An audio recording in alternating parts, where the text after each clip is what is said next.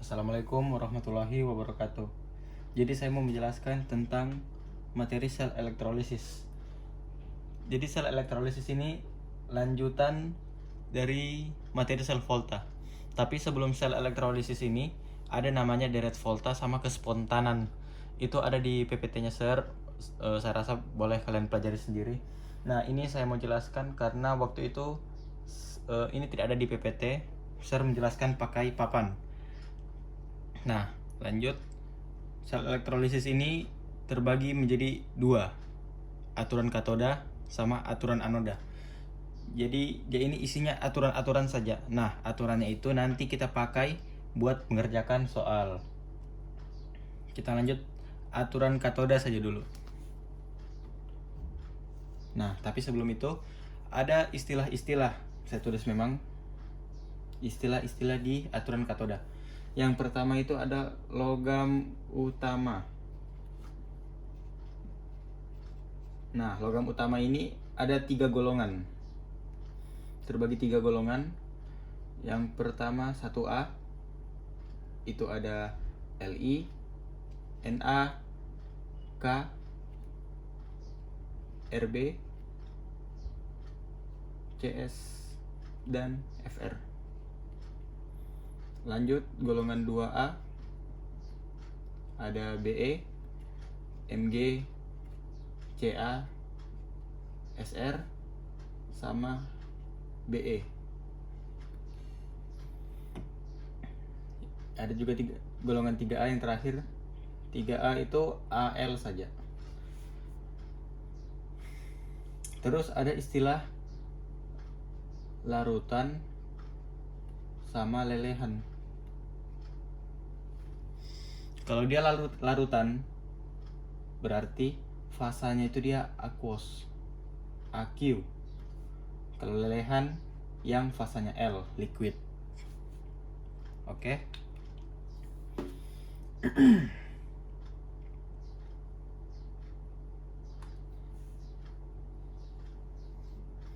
Aturan 1 katoda.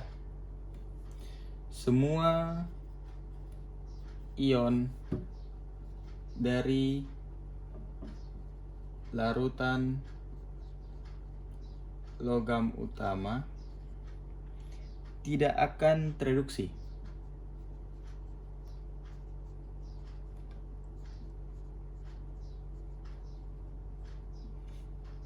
Yang bereduksi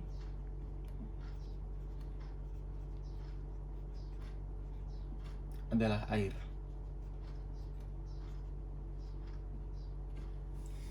Nah, reaksinya itu begini.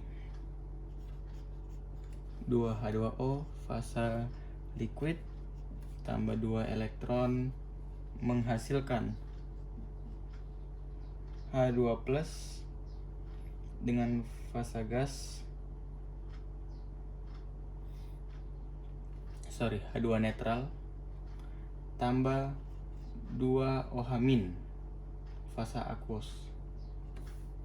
Nah, di aturannya dibilang semua ion dari larutan logam utama.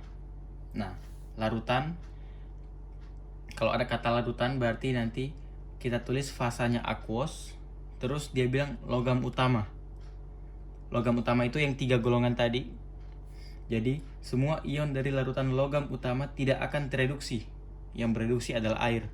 Nah, jadi pas kita mengerjakan soal nanti tidak kita reaksikan logam utamanya.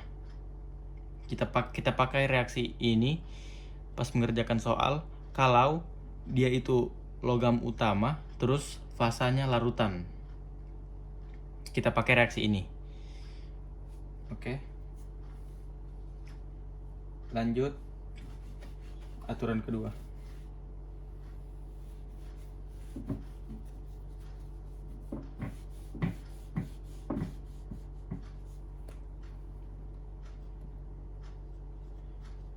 Semua ion dari lelehan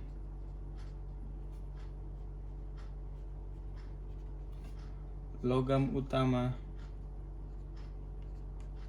maupun bukan logam utama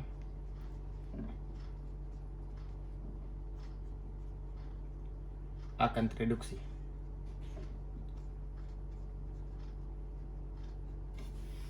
Reaksinya itu begini, L dan X plus fasa liquid. Nah, L ini contoh logamnya, X ini kepalanya, tambah X emin elektron sejumlah kepalanya, menghasilkan L dalam fasa solid. Jadi untuk aturan 2 ini, kalau kita mengerjakan soal dapat bahasa lelehan, berarti fasanya L, terus dia mau dia logam utama atau biar dia logam utama dan bukan logam utama, tetap akan tereduksi karena dia lelehan. Jadi semua logam akan tereduksi juga. Reaksinya begini, L ini nama logamnya nanti, X ini jumlah kepalanya. Oke, lanjut.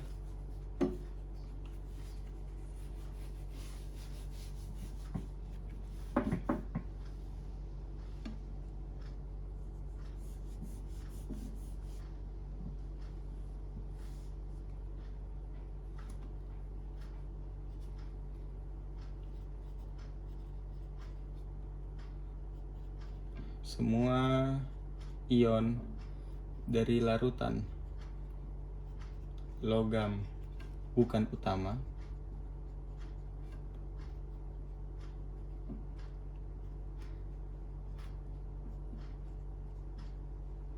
akan tereduksi.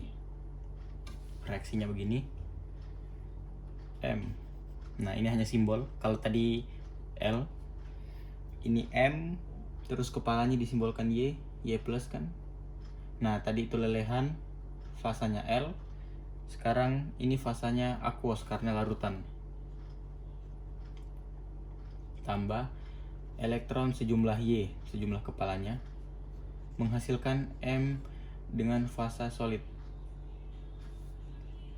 Jadi ini kalau kita ketemu di soal, ada dibilang larutan, terus dia logam bukan utama, berarti dia tereduksi. Kalau tadi dia lelehan ini biar dia logam utama atau bukan, tetap akan tereduksi. Kalau larutan, tadi di aturan 1 dibilang larutan, tapi kalau dia logam utama, dia tidak tereduksi. Yang bereduksi air. Yang direduksi air.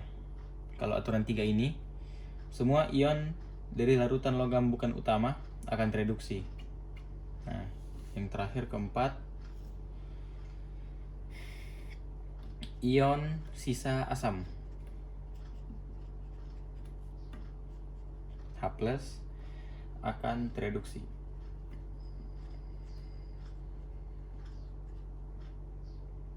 Reaksinya begini, 2H+ fasa aqueous tambah 2 elektron menghasilkan H2 netral dengan fasa gas. Nah, ini untuk aturan katoda.